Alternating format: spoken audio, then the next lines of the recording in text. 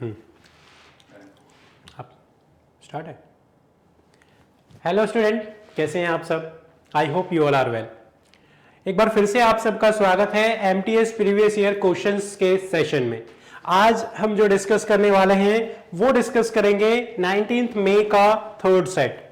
इस तीसरे सेट में पूछे गए उन सभी क्वेश्चंस को डिस्कस करेंगे जिसमें आपके एमटीएस एग्जाम्स में जो जीएस का सेक्शन पूछा गया था वो सारी चीजें हम इसमें डिस्कस करने वाले हैं। ठीक है, तो अगर हम बात करें कितने क्वेश्चंस होते हैं एमटीएस में एक सेट में, आपको पता होगा एक सेट में एमटीएस के 25 क्वेश्चंस होते हैं। कितने? 25 क्वेश्चंस होते हैं और उन 25 क्वेश्चंस को हम डिटेल्ड में पढ़ने वाले हैं। किसी भी प्रकार का कोई भी डाउट होगा तो आप साथ के साथ कमेंट करके पूछ सकते हैं। ठीक है, तो बिना किसी देरी के हम स्टार्ट करते हैं हमारे सेशन को। आप एक बार इस सेशन को अपने सभी दोस्तों के साथ शेयर कर दीजिएगा, वो दोस्त जो एमटीएस के एग्जाम की प्रिपरेशन कर रहे हैं या किसी भी एसएससी के एग्जाम की प्रिपरेशन यदि आप कर रहे हो तो आपके लिए ये प्रीवियस ईयर सेशन बहुत इंपॉर्टेंट रहने वाला है। ठीक है, तो बिना किसी देरी के हम देखते हैं सबसे पहला क्वेश्चन। तो यह है पहला क्वेश्चन और आपसे पूछा गया है कि इस पहले क्वेश्चन में देखिए क्या पूछ लिया गया है। इसमें पूछा गया चीनी को अल्कोहल में बदलने की प्रक्रिया को क्या कहते हैं। चीनी को यदि हम अल्कोहल में बदलें तो इस प्रक्रिया को क्या कहते हैं? तो आप ध्यान रखना, चीनी को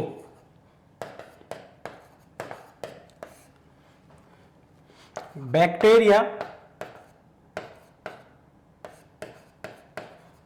और खमीर की मदद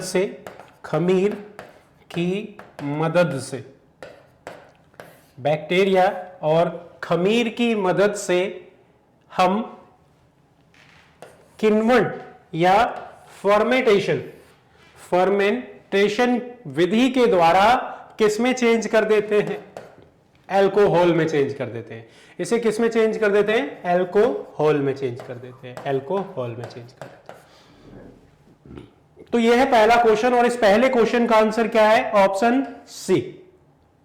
फर्मेंटेशन या किण्वन ये वो विधि है जिसके द्वारा हम इसमें खमीर और बैक्टीरिया को मिलाकर चीनी से क्या परिवर्तित कर देते हैं? अल्कोहल बना देते हैं चीनी से। ठीक है, तो पहले क्वेश्चन का आंसर है ऑप्शन सी। आइए देखते हैं दूसरा क्वेश्चन। इस दूसरे क्वेश्चन की हम बात करें तो ये दूसरे क्वेश्चन में हमसे क्या पूछा गया इसे समझेंगे। आपसे पूछा गया ये जो बांझपन है निम्नलिखित में से किस विटामिन की कमी के कारण होता है? बांझपन फॉलोइंग ऑफ दीज में से वो कौन सी विटामिन है जिसकी कमी के कारण होता है? डी जो है ये धूप की कमी के कारण होता है। ठीक है, और यहां पे अगर हम बात करें इसका आंसर क्या हो जाएगा, यदि हमें इसका आंसर लिखना है तो इसका आंसर होगा विटामिन ए। तो ये जो विटामिन ई है इसकी कमी के कारण ही क्या क्रिएट होती है? तो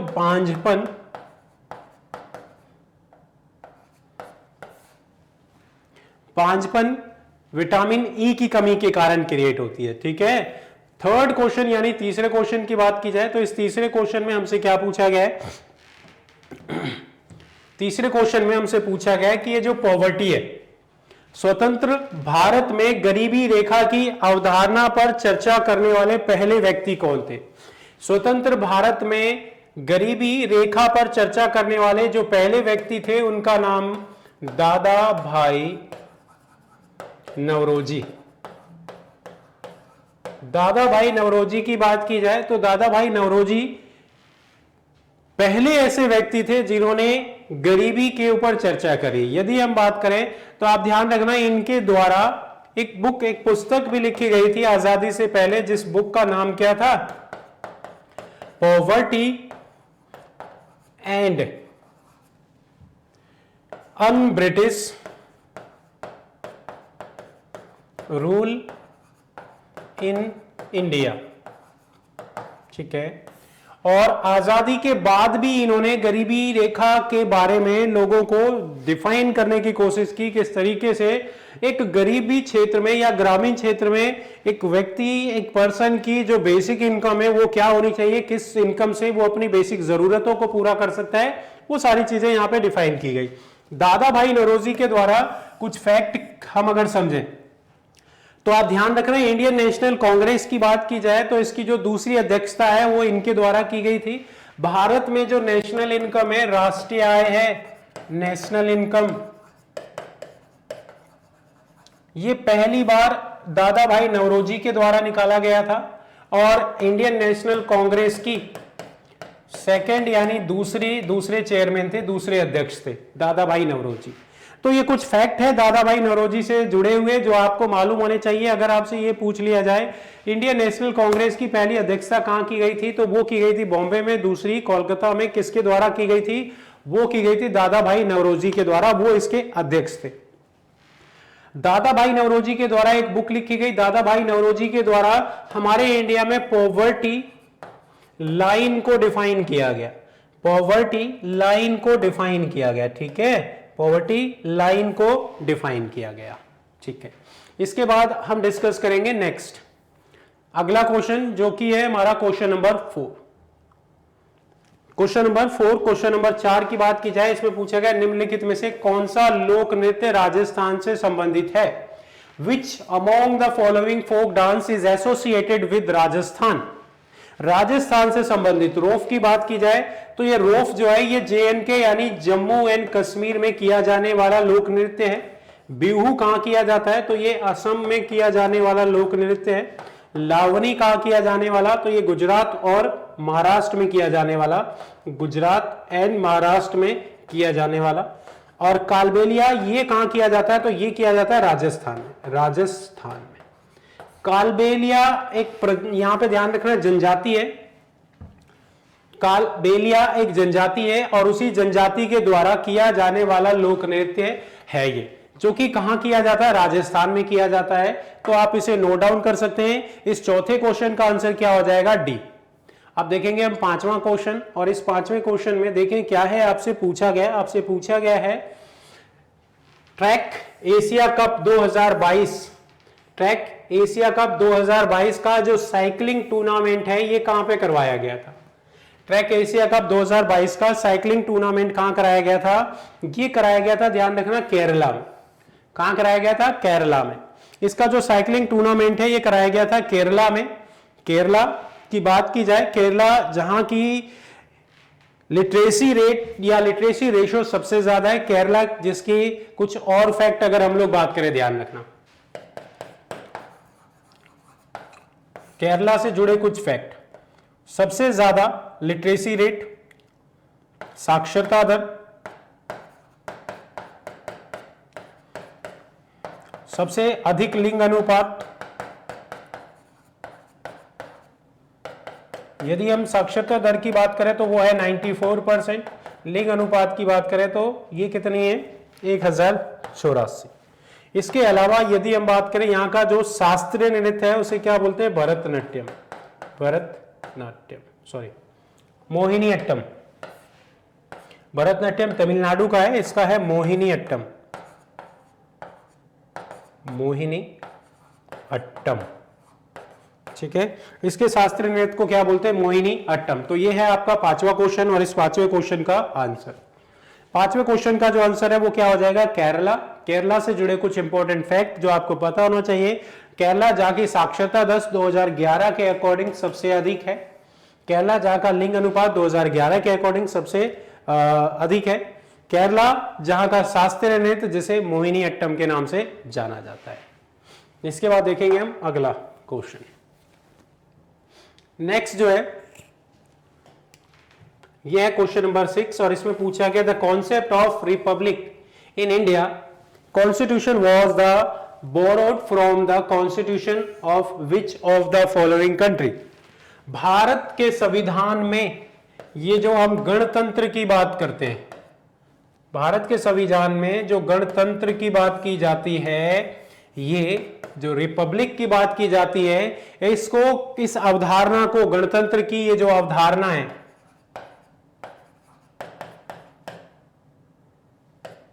ये कहां से अडॉप्ट की गई है? किसके द्वारा अडॉप्ट की गई है? गणतंत्र की ये जो अवधारणा है ये किस देश के द्वारा अडॉप्ट की गई है? तो इसका आंसर क्या हो जाएगा? जो गणतंत्र की अवधारणा है ये किस देश के द्वारा अडॉप्ट की गई है? तो बताया भाई इस क्वेश्चन का क्या आंसर है? फ्रांस के द्वारा गणतंत्र की अवधारणा अडॉप्ट की गई है। वो कौन सा देश है? तो वो है फ्रांस। फ्रांस। इसके अलावा यदि हम कुछ और इंपॉर्टेंट फैक्ट की बात करें तो हम उसे भी समझ सकते हैं। ध्यान रखना, सबसे पहले हमने बताया कि फ्रांस के द्वारा जो ये अडॉप्ट किया गया है वो क्या है? गणतंत्र अवधारणा। इसके अलावा यदि हम कुछ फैक्ट जानने की कोशिश करें तो ध्यान रखना, ये जो जर्मनी है, जर्मनी के द्वारा आपातकाल के दौरान, आपातकाल में मौलिक अधिकारों का निलंबन,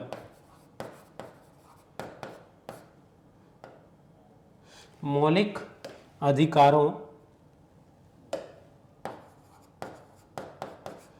का निलंबन, ठीक है।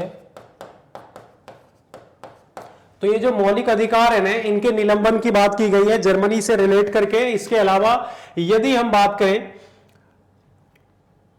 ऑस्ट्रेलिया से जो ली गई है वो प्रस्तावना की भाषा ली गई है। ऑस्ट्रेलिया से क्या लिया गया? प्रस्तावना की भाषा ली गई है, प्रस्तावना की भाषा।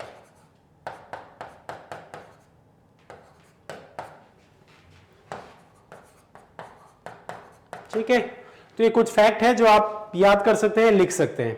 इसके बाद देखेंगे हम नेक्स्ट अगला क्वेश्चन। अगला है हमारा 7वां क्वेश्चन। 7th क्वेश्चन की हम बात करेंगे। 7वें क्वेश्चन में क्या पूछा गया है हमसे? उस्ताद अमजद अली खान, उस्ताद अमजद अली खान निम्नलिखित में से किस संगीत वाद्य यंत्र से संबंधित है? किस संगीत वाद्य यंत्र से संबंधित है ये आपको बताना है। उस्ताद अमजद अली खान जो कि एक सरोद वादक है, उस्ताद अमजद अली खान। इस 7वें क्वेश्चन का आंसर क्या हो जाएगा? आई थिंक वो क्या हो जाएगा इसका आंसर? सी। 7वें क्वेश्चन का आंसर हो जाएगा सी।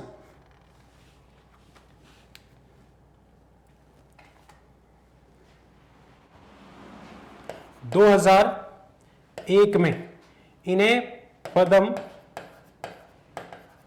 विभूषण से सम्मानित किया गया। और इसके अलावा 1989 में इन्हें संगीत नाटक अकादमी पुरस्कार से भी सम्मानित किया गया।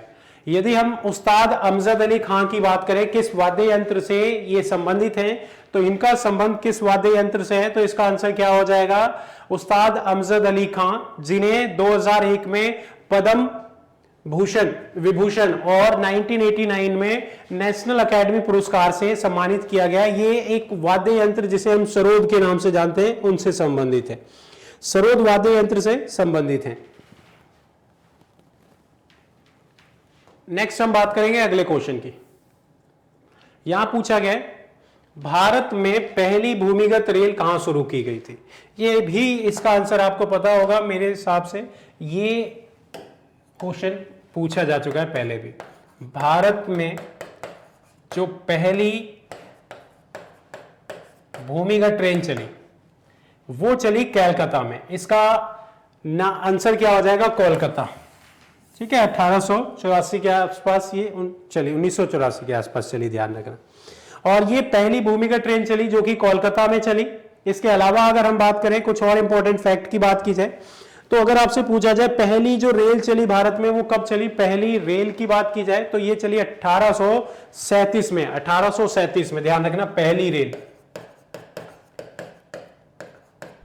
1837 में। और पहला स्टेशन जो है वो भारत में कहां पे बनाया गया? तो ये भी आप लिख सकते हो, बोरीबंदर। बोरीबंदर पहला स्टेशन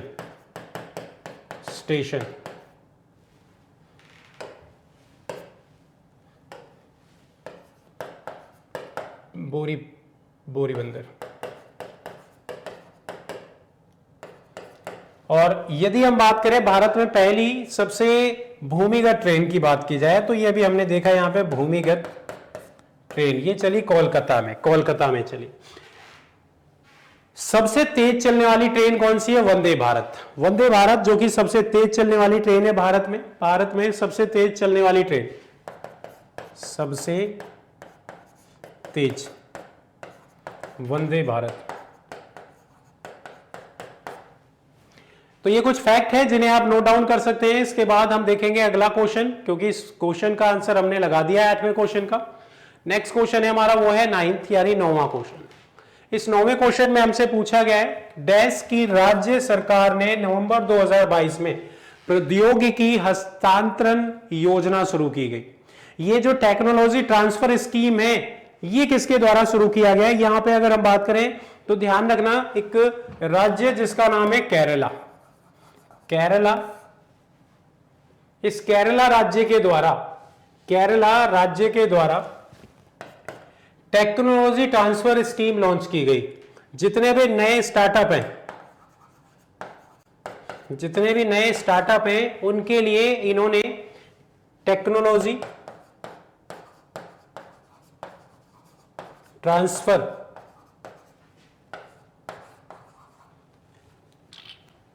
स्कीम,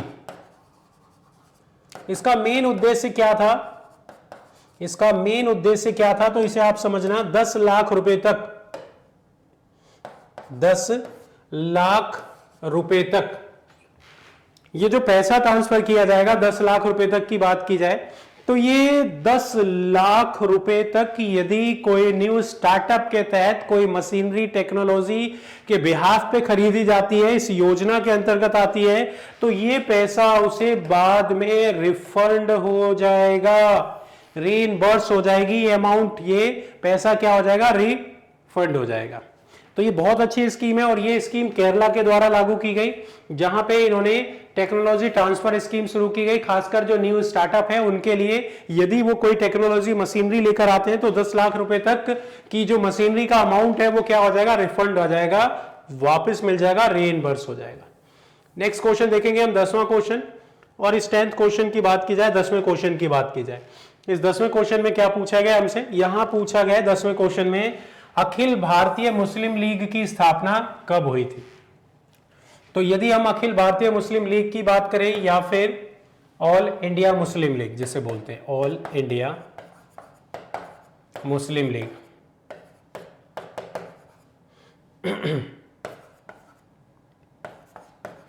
इसकी स्थापना 1906 में की गई थी। और कहां पे की गई थी? तो ध्यान रखना, ढाका में। ढाका जो आज बांग्लादेश के नाम से जाना जाता है, पहले ये ईस्ट बंगाल के नाम से जाना जाता था। और ईस्ट बंगाल जहां पे बेसिकली, यहां अगर हम बात करें, बंगाल का विभाजन किया गया अंग्रेजों के द्वारा, एक ईस्ट और बेसिकली एक वेस्ट बंगाल के नाम से जाना गया। तो आपको पता ही है, वेस्ट बंगाल जिसे हम पश्चिम बंगाल के नाम से जानते हैं, और ईस्ट बंगाल किसके पास चला गया? तो ईस्ट बंगाल चला गया, वो पाकिस्तान के पास चला गया पार्टीशन के समय। बाद में 1971 में, 1971 में भारत ने उसे भी आजाद करवाया और उसकी मदद करी बांग्लादेशियों की। फाइनली 1971 में जो ईस्ट पाकिस्तान है वो एक नया राष्ट्र बना और उसे बोला गया बांग्लादेश। क्या बोला गया? बांग्लादेश। 1906 में मुस्लिम लीग की स्थापना की गई, जिसमें अंग्रेजों की सोची समझी रणनीति थी। भारत जो कि आजादी की गुहार कर रहा था, भारत जो लगातार स्वराज की मांग कर रहा था, इसे डाइवर्ट कर दिया गया क्योंकि उन्होंने जातिवाद का एक गेम खेल दिया। ध्यान रखना, जिसके बाद कुछ समय तक ये मामला क्या रहा, ऐसे ही रहा। फिर उसके बाद दोबारा जब असहयोग आंदोलन आया तो यहां पे लोग धीरे धीरे कोलैबोरेट होने लगे, फिर बाद में इन्हें समझ में आया। और इसके अलावा एक और चीज और गेमबाजी हुई यहां पे कि 1907 में जब इंडियन नेशनल कांग्रेस की अध्यक्षता हुई तो उसमें ये आपस में ही लोग सहमत नहीं थे और इन्होंने दो गुट बना लिए, एक नरमपंथी, दूसरा गर्मपंथी। और इसकी वजह से भी ये चीजें और ज्यादा डिलेड होती चली गई। तो फिलहाल इस क्वेश्चन का आंसर क्या हो जाएगा? सी, 1906 में अखिल भारतीय मुस्लिम लीग की स्थापना की गई। 11वें क्वेश्चन की हम बात करेंगे और इस 11वें क्वेश्चन में देखिए क्या पूछा गया। 11वें क्वेश्चन में पूछा गया, Nadir Shah ruler of Iran plundered the city of Delhi. Iran के शासक नादिर शाह ने दिल्ली को कब लूटा था, ये आपको बताना है। ईरान के शासक ने दिल्ली को कब लूटा था? तो आप ध्यान रखना, अगर हम बात करें 1939 में 1939 में दिल्ली शहर को लूटा था, ध्यान रखना, ठीक है, नादिर शाह और मुगल साम्राज्य, बेसिकली नादिर शाह मुगल साम्राज्य। यहां पे ध्यान रखना 1939 में नादिर शाह और मुगल साम्राज्य के बीच क्या हुआ, एक वॉर हुआ, युद्ध हुआ। और इस वॉर की बात की जाए तो इस युद्ध को बहुत आसानी से नादिर शाह ने जीत लिया और मुगल को हरा दिया। अगला क्वेश्चन है हमारा 12वां क्वेश्चन, निम्नलिखित में से कौन सा मिशेल ओबामा आत्मकथा है? मिशेल ओबामा की आत्मकथा फॉलोइंग ऑफ दीज में से कौन सी है? तो ये आप ध्यान रखना, बिकमिंग मिशेल ओबामा की एक आत्मकथा है।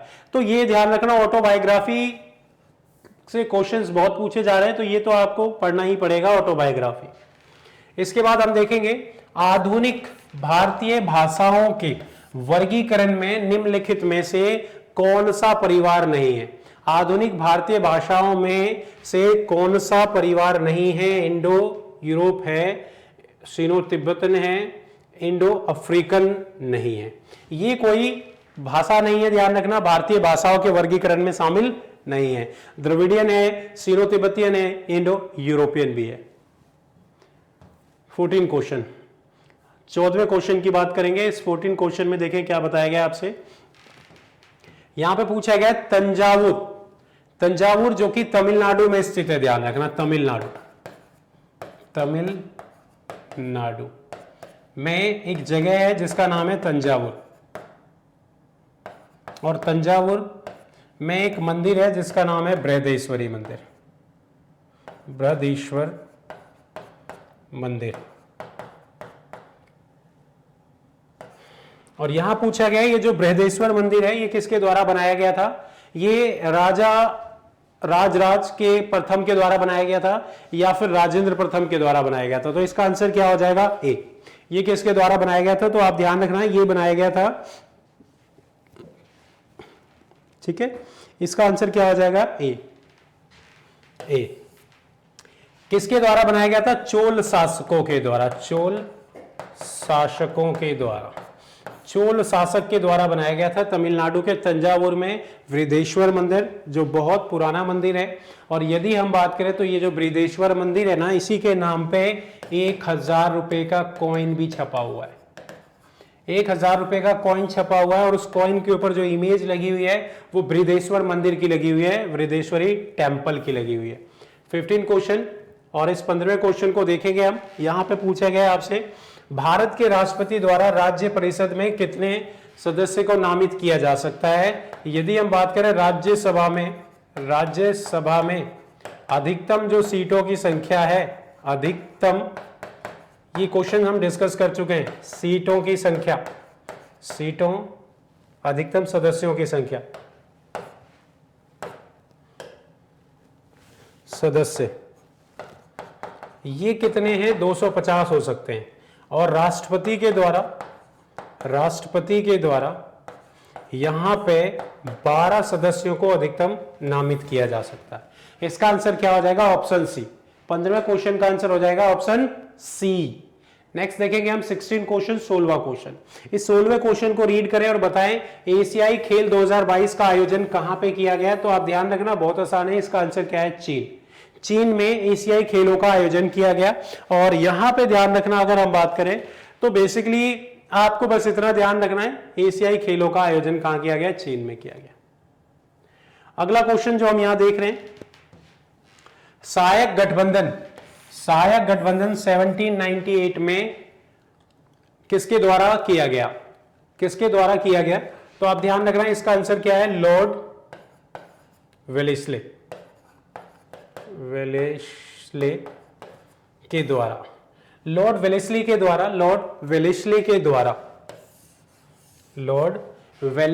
द्वारा फाइनली एक सहायक गठबंधन तैयार किया गया 1798 में। और इस 1798 में जो ये गठबंधन तैयार किया गया, इसका मतलब क्या था? सब्सिडरी एलियंस का मतलब क्या था? जितने भी भारतीय प्रांत थे, भारतीय शासक थे, उन सारे शासकों को या उन सारे शासकों के साथ क्या करना? एक सहायक गठबंधन करना। सहायक गठबंधन करना और वहां पर ब्रिटिश सैनिकों को शामिल कर देना और धीरे धीरे धीरे धीरे भारतीय प्रांतों की जो राजा थे उनकी शक्तियों को क्या कर लेना, अपने अधीन कर लेना, अपने नियंत्रण में ले आना और उन्हें मजबूर बना देना, ताकि वो फिर धीरे धीरे धीरे धीरे अंग्रेजों के द्वारा उनको हड़प लिया गया। तो ये बहुत ही सोची समझी चाल थी जिसमें हमारे देश के बहुत सारे लोग इसमें शामिल हुए। क्यों? क्योंकि वो लोग उन रियासतों को ब्रिटिश के द्वारा सुरक्षा देने की बात की गई। ब्रिटिश के द्वारा ये बोला गया कि हम ये आपकी रियासतों की सुरक्षा के लिए कर रहे हैं, बट ध्यान रखना उनके पीछे उनकी चाल थी, सोची समझी चाल थी, और हम भारतीयों के द्वारा वो सारी चीजें या वो चाल नहीं समझी गई। धीरे धीरे उन्होंने इसे सब हड़पना स्टार्ट कर दिया। ठीक है, और सारे जो डिसीजंस हैं वो बेसिकली उनके थ्रू, भाई रियासत में शासन किसी का लेकिन अधिकार किसी का, ये वो तरीका था उनका। अगला क्वेश्चन देखें। नेक्स्ट क्वेश्चन यहां पूछा गया है, संयुक्त राष्ट्र द्वारा पीने, कपड़े धोने, खाना पकाने और उचित स्वच्छता बनाए रखने के लिए अनुशासित पानी की मात्रा प्रति व्यक्ति कितने प्रति लीटर तय की गई है। 18वें क्वेश्चन में यहां पे पूछा गया एक व्यक्ति के लिए कितने प्रति लीटर तय की गई है। बेसिकली क्या, पानी की मात्रा, तो वो तय की गई है कितने, 50 लीटर। किसके द्वारा ये तय की गई है? संयुक्त राष्ट्र द्वारा। एक व्यक्ति एक दिन में पीने, कपड़े धोने, खाना और उचित स्वच्छता बनाए रखने के लिए उसे 50 लीटर पानी की आवश्यकता होती है। 19 क्वेश्चन की बात की जाए, इस 19वें क्वेश्चन में देखें क्या पूछा गया है। यहां पे इस क्वेश्चन को रीड करें और बताएं, वे पदार्थ जो विद्युत धारा को अपने से गुजरने देते हैं। भाई वो चीजें जो क्या होती हैं, बेसिकली जिसे हम क्या बोलते हैं, सुचालक बोलते हैं ना, और उसी को हम इंग्लिश में क्या बोल देते हैं, कंडक्टर। जो एक कंडक्टर होता है, बढ़िया कंडक्टर होता है, उससे क्या होता है, चीजें या फिर जो विद्युत धारा है वो आसानी से एक जगह से दूसरी जगह चली जाती है, जैसे आयरन। ठीक है, ये क्या है, एक विद्युत का कंडक्टर है, कंडक्टर। नेक्स्ट हम देखेंगे अगला क्वेश्चन, और अगला क्वेश्चन है हमारा 20वां क्वेश्चन। 20 क्वेश्चन की बात की जाए, 20वें क्वेश्चन की बात की जाए, तो इस 20वें क्वेश्चन में देखें क्या पूछा गया। इस 20वें क्वेश्चन में पूछा गया है, What is the upper age limit for appointment as the judge of High Court as of October 2022? उच्च न्यायालय के न्यायाधीशों की नियुक्ति के लिए ऊपरी सीमा क्या तय की गई है। यहां पे क्या सीमा तय की गई है, किसके लिए, यहां पे क्या सीमा तय की गई है, हाई कोर्ट के जज के लिए, जज ऑफ हाई कोर्ट। इसकी जो ऊपरी सीमा तय की गई है वो ध्यान रखना कितनी, 62 ईयर, यानी इसका आंसर क्या आ जाएगा, ए।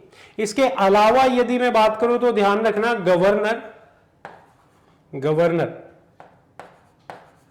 ऑफ आरबीआई या फिर deputy governor of RBI.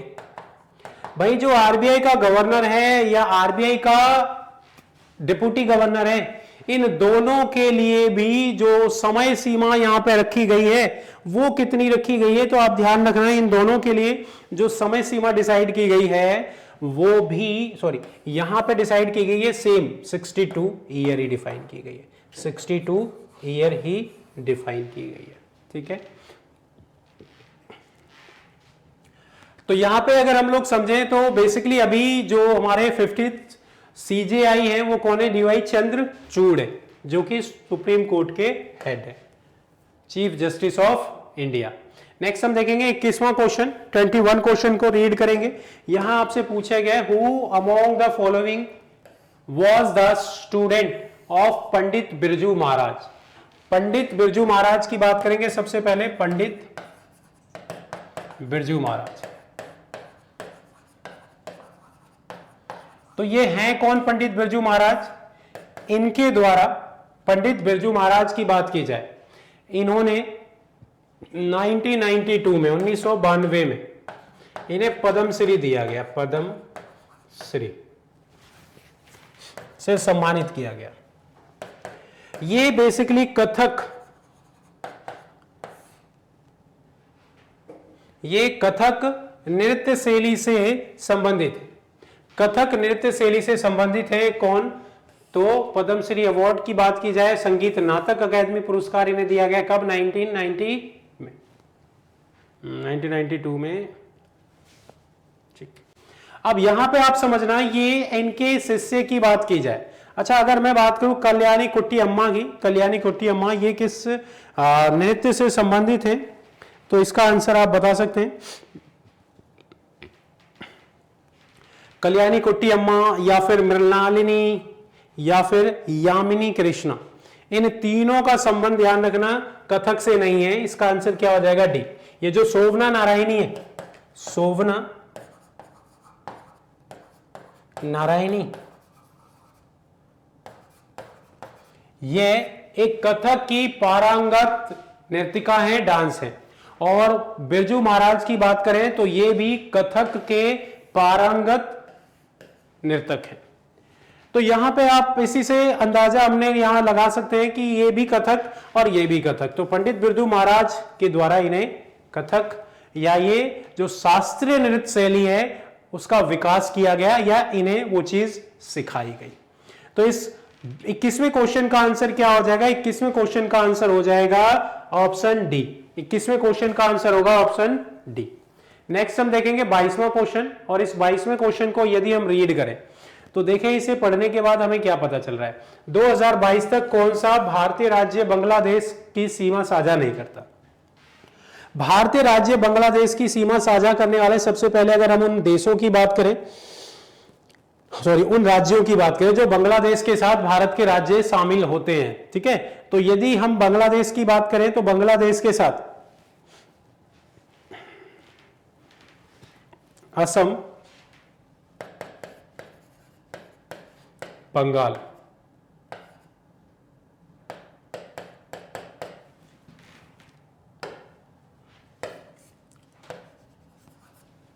Assam, पश्चिम बंगाल,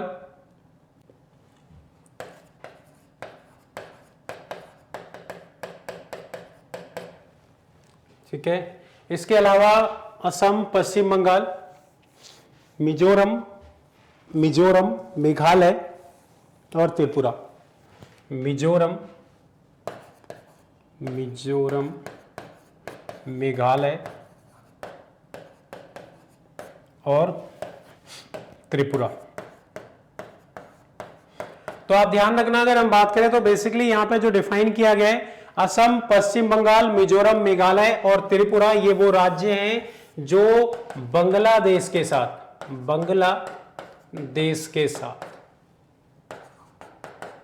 सीमा साझा करते हैं,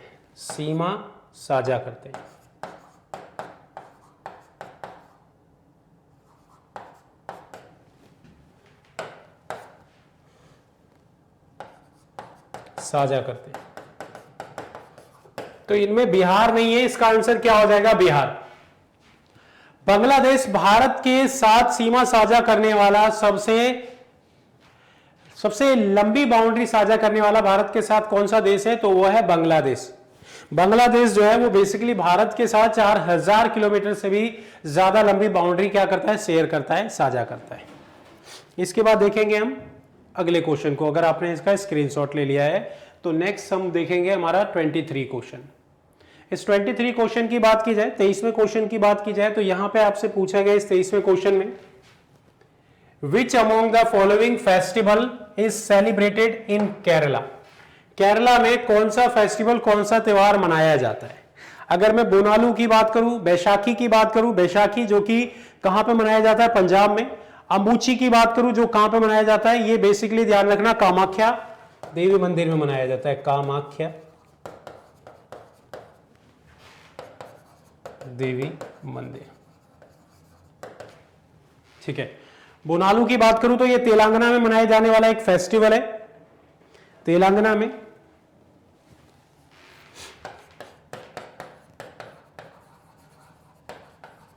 ठीक है, ये कहां है? तो कामाख्या मंदिर कहां है? असम में। और बैसाखी पंजाब में। बचा क्या? विशु। तो ये कहां मनाया जाता है? केरल में। केरल में मनाया जाता है कौन सा फेस्टिवल? जिसका नाम है विशु।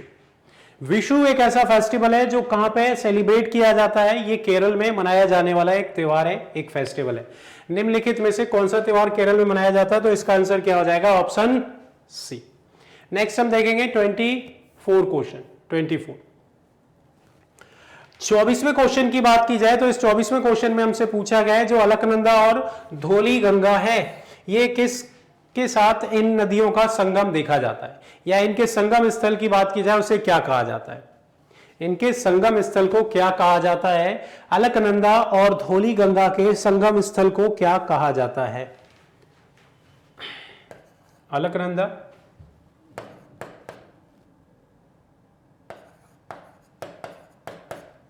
और धौली गंगा, इन दोनों के संगम स्थल को क्या बोला जाता है? विष्णु प्रयाग। इसको बोला जाता है विष्णु प्रयाग।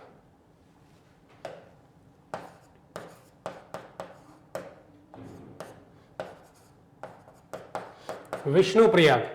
और विष्णु प्रयाग ये बेसिकली कहां है? तो यूके उत्तराखंड में।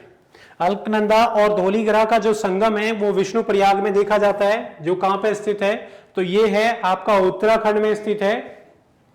ये था आपका 24 क्वेश्चन। नेक्स्ट हम जो देख रहे हैं वो है हमारा 25th क्वेश्चन।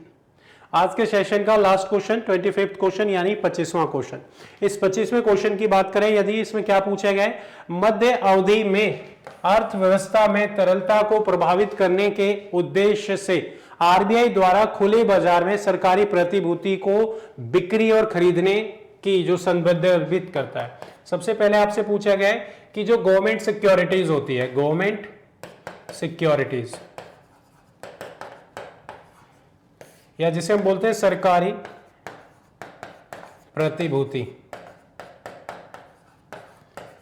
इसे खरीदने और बेचने का कार्य कौन करता है? इसे खरीदने और बेचने का कार्य कौन करता है? इससे पहले हमें यह समझना है ये गवर्नमेंट सिक्योरिटीज क्या होती है। गवर्नमेंट सिक्योरिटीज क्या होती है? जब भी कभी गवर्नमेंट को पैसे की जरूरत होती है तो वो मार्केट से भी पैसे उठाती है आरबीआई के अलावा या लोन के अलावा। तो जैसे गवर्नमेंट ने आरबीआई से अमाउंट यानी धनराशि की मांग की और आरबीआई के पास उस वक्त उतने पैसे उपलब्ध नहीं है, तो वो आरबीआई की रिकमेंडेशन के थ्रू, आरबीआई के थ्रू मार्केट से वो पैसा उठाती है। गवर्नमेंट एक सिक्योरिटी पेपर इशू करती है, जिस सिक्योरिटी पेपर के बिहाफ पे मार्केट से, बैंकों से वो पैसा लेती है, ठीक है, और बाद में उस पैसे को वो वापस कर देती है। उस सिक्योरिटी पेपर की बात की जाए तो वो एक एविडेंस या प्रूफ के तौर पे होता है, और इसी को बाय और सेल करने का कार्य कौन करता है? Open market operation. Open market operation, तो इसी को हम बोलते हैं खुला बाजार संचालन, यानी इसका आंसर क्या हो जाएगा? Option C. Option C, open market operation की बात करें, खुले बाजार संचालन की बात करें तो इस खुले बाजार संचालन का कार्य क्या है? मार्केट में गवर्नमेंट सिक्योरिटीज को बाय और सेल करना। इसका काम क्या है? तो बाय और सेल करना। गवर्नमेंट सिक्योरिटीज को बेचना और खरीदना ओपन मार्केट ऑपरेशन का काम है। आप ध्यान रखिएगा, जब मार्केट में मनी के फ्लो को क्या करना होता है? मार्केट में जब ये मनी का फ्लो हमें क्या करना है? बढ़ाना है। हम मनी के फ्लो को मार्केट में कब बढ़ाना चाहेंगे? जब भारत की अर्थव्यवस्था में रिसेशन की स्थिति होगी, और ऐसी स्थिति में ये जो गवर्नमेंट सिक्योरिटीज है उसे क्या किया जाएगा? उसे बाय किया जाएगा।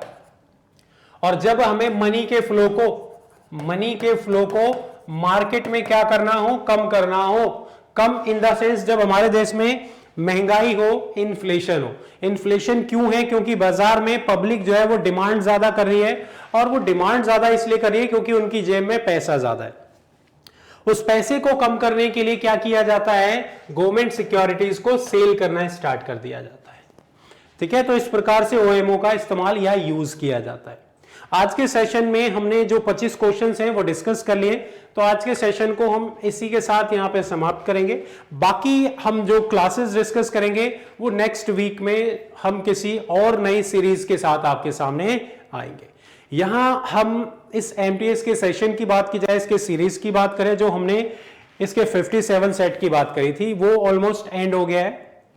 नेक्स्ट वीक से हम एक नया separate previous year question session को डिस्कस करेंगे, जो बहुत ही जल्दी आप सबके सामने उसकी डिटेल आपके सामने आ जाएगी। ठीक है, इसी के साथ इस एमटीएस प्रीवियस ईयर क्वेश्चन के सेशन को यहीं पर समाप्त करते हैं। धन्यवाद।